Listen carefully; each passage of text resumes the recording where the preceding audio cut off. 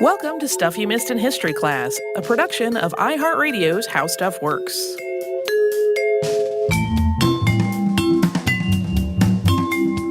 Hello and welcome to the podcast. I'm Holly Fry. And I'm Tracy B. Wilson. And this is our second installment of our little shorties that we do, where we talk about what has been published on the show this week. Yeah. And kind of a little bit more of a relaxed behind-the-scenes discussion of the topic. Mm-hmm.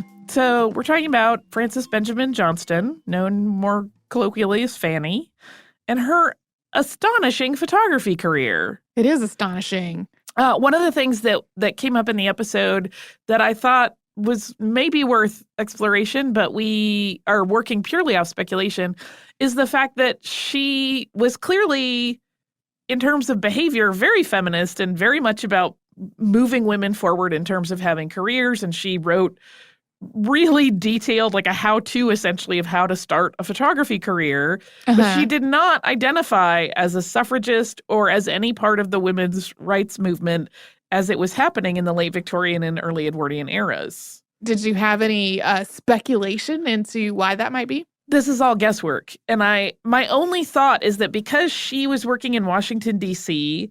and was working with a lot of prominent politicians and was from a family that was very connected to a lot of politicians. Her father, for example, we talked about in the episode, worked for the Treasury Department. My only thought is that she was willing to do like the work on the ground, but she didn't want to make a big statement or stance and potentially ruffle feathers or mess up any of those connections, which were so vital to her career and really her family's well-being. That's my only guess. Yeah. But I love her so much because her self-portraits are some of my favorite photographs I have ever seen in my life. They are so fun because it really is like, on the one hand, there's such a wide spectrum of them, which we described some of them on the show, that it almost feels like a kid playing dress up. Like it is so many different images of herself as almost entirely different people.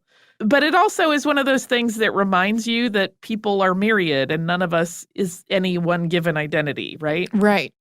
So, Holly, you did the research and the writing for this episode. And the way our process normally works is that Holly sends me the script and I get the artwork to go with it on our website. That's just sort of one of our division of labor things on the show. And so I had only read like the introduction. And I started a quick search for a photograph to go with it because a lot of times it's kind of a big nebulous thing of, is there going to be a picture for this or not? And the answer is there are thousands of pictures. They're all over. There's a lot of them that are digitized and available on the web.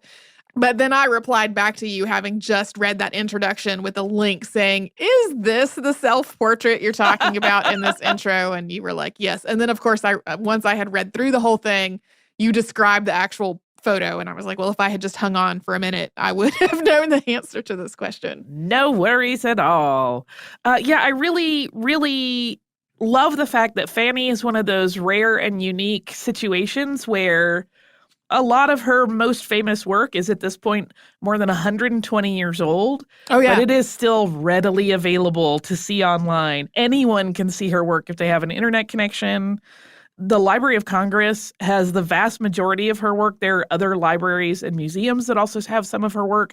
But like in terms of the scope of her work and the amount of it that is digitized, it is better represented online and in terms of accessibility than any other photographer from her era I can think of. Yeah. And certainly even better than many artists in terms of things being able to be seen. So if you are curious, especially because she did make that really interesting transition from portraits to architecture and gardens, which is, to me, a fascinating gear shift to make kind of midway through a very lucrative career, it's interesting to look at how her composition shifts.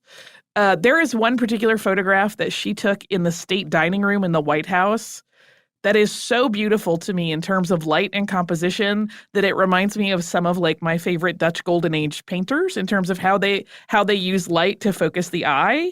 It's really, really pretty. And a lot of her pictures, we talk about it in the episode, she was trained as an artist, so her visual eye is really from that ideology and with that education behind it. So she does tend to create images that look similar in terms of how light is used and how they're framed to the way a painter might. And I love that about them. So one of the things that we talk about in the episode was the pictures that she took of the Hampton Normal and Agricultural Institute and sort of the evolution of how those have been curated and explored in terms of their content, because they were made sort of as a PR move in a way that was inherently racist because it was about looking at this through a very white lens when they were photos of Black and Native American students. And it really reminded me of a few years ago when you and I were in Chicago. I walked over to the Field Museum and they had this exhibit going on that was about the work of Malvina Hoffman, who had been commissioned to travel the world and make these sculptures of the people she found living in all these places. And the sculptures are beautiful. She took enormous care to try to capture the humanity and the worth of everybody that she was sculpting. But the reason she had been commissioned to do it was for the inherently racist idea of creating a racial hierarchy at which white people were at the top and then curating them that way in the museum. And so this exhibition that I saw in more recent years was sort of looking back, like how was the field perpetuating racism with these sculptures? Like, how do we look at the sculptures? How do we look at what the field was doing with these sculptures? And it really reminded me of the process that those photos sort of went through as people have re-examined how to look at them and how to think about them in their context. Yeah, that's I mentioned in the episode an article that really breaks down like the 3 primary exhibitions of those and how those ideas shifted. I cannot recommend highly enough that people go check that out. I will make sure in the source list that is the top one, so it's easy to find. So hopefully people will go and explore and also just take a peek at her photos, which are very fascinating. And like I said, I mean, I'm clearly a very visual thinker. I don't think that's a surprise to anyone who's ever listened to the show for more than 12 minutes. So for me, like, that's such an incredible connection to be able to have to history and how it has all played out, and to look at some of these problematic ideologies that were being executed through art. It's something that's hard to talk about in some ways because you want to consider them as art and from the point of view of an artist who is trying to make something beautiful, but they have meaning and they have import and they have the potential to be very damaging. So it's worthwhile to kind of walk into that discussion with an open mind and really look at those images and think about that write-up and how it breaks them down. So our second episode this week was about the San Francisco earthquake and fire of 1906. Yep. Which has kind of been lurking on my list for a while, but then because it kept coming up, as I mentioned in that episode, on a recent trip to San Francisco, it felt like the universe was telling me to just stop dithering about and just do it. Yeah. Well, and I know for me, it's always tricky to decide whether to revisit something that previous hosts did in a shorter treatment, because the list of things to talk about is so incredibly long that sometimes it's like, should we? Should we not? Is there enough information beyond what they already said? Like, there's a whole thought process involved. Oh, for sure. And I went back and re-listened to that one, and I found myself several times, this is kind of my litmus test. I found myself several times going, yeah, but you left out the part where... Oh, sure. Which is probably if there are enough of those. Like, they mentioned that they tried to use fire breaks and that it didn't go well. Mm-hmm. They didn't really discuss why that was a problem, or like, you know, the fact that there was a pivotal figure in the fire department that was out of commission and did not live much longer. So those to me are kind of like the fascinating parts of it. Like, when you understand why something went so poorly, it's to me, a little bit of a richer experience. So that's why I kind of wanted to delve into this, because it's all of that. And as well as the third segment of that episode where we talk about Chinatown's population and how poorly they were treated, but ultimately with astonishing just tenaciousness, they were able to reclaim their space in the city and make it very clear that they lived there and it was their home and they belonged as much as anyone, which was, it's a weird story because in some ways it feels very uplifting, but like it's not as though they were suddenly not treated in ways that are racist and gross. Right. So it's a mixed bag, but also just an important thing to think about and talk about, because unfortunately most history is like that. Like, it's not, I always say history isn't clean, which is, there's even the good stories usually have something where you're like, ugh, I wish that were not the way it is. Yeah. Well, and frequently when we have talked about some kind of disaster that displaced a minority group, that has not been how it worked out. It has been that, and then everyone was relocated to a different place, and that lucrative land was taken up by white people. Like, that's more often how the story has gone on the show. Yeah, this one definitely is an outlier, which is part of what makes it so fascinating to me. And again, like I was ebullient about my love of Chinatown during the episode, but I will say it again. I love Chinatown. It's one of my favorite parts of San Francisco, although I love the whole city. I also love Japantown a whole bunch. I'll basically wander anywhere in that city, and I'm usually pretty happy. Well, and I'll say for yet another time, because I also said it in the show, that episode from 99% Invisible about the decisions that they made to try to preserve their neighborhood and the effects that those decisions had both on Chinatown and San Francisco and other places.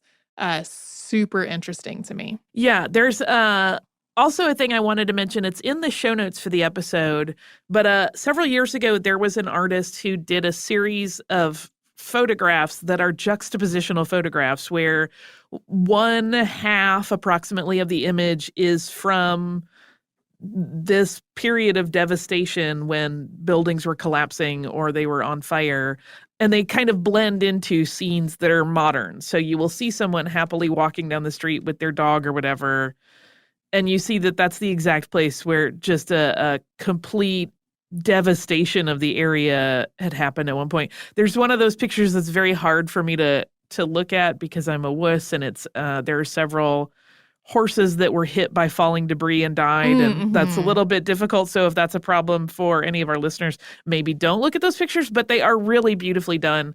And it's just one of those sobering things where I think it's easy for us to disconnect from the history of our spaces and not think about what has gone before in the places where we walk and buy groceries and do everyday, seemingly mundane things. But those are places where really important stories have played out, whether there is evidence of them there before us or not. So to me, that's kind of what I really love about those pictures, and I encourage anybody to go take a peek at them. Cool. So that probably wraps it up for this week. I would say so, yes. If people want to write to us, they can do that at historypodcast@houseofworks.com. You can subscribe on the iHeartRadio app, at Apple Podcasts, anywhere else you get your podcasts. And you can always visit us online at missedinhistory.com.